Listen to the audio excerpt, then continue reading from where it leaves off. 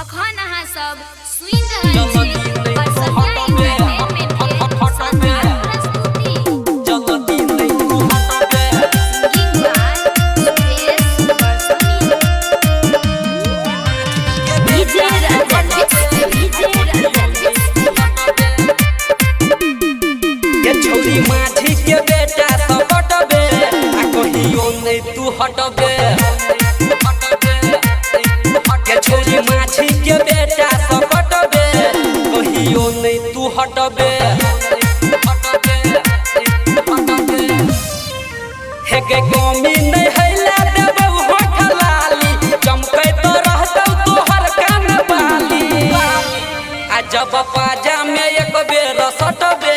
आ जल्दी नहीं तू हटबे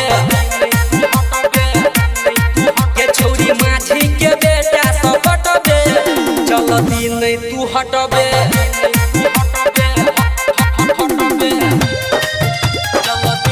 अखन अहाँ सब सुनि रहल छी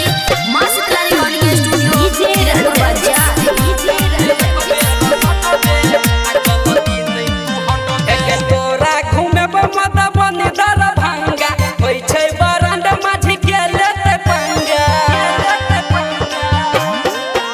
एके हरदम रहै छी ऐसे न जान के जे बोलते उ त जेतै गई जान से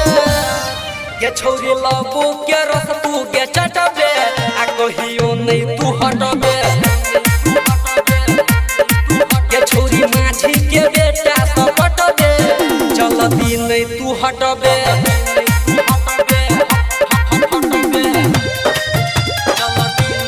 सिंगिंग बाय सुरेश परसनिया डीजे रंजन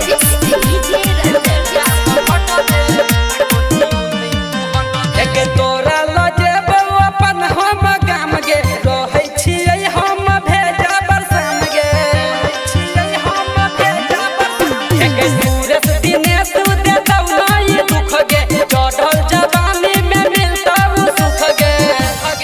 के गंगा सादा के नाम छौरी रटबे आ जल्दी नहीं तू हटबे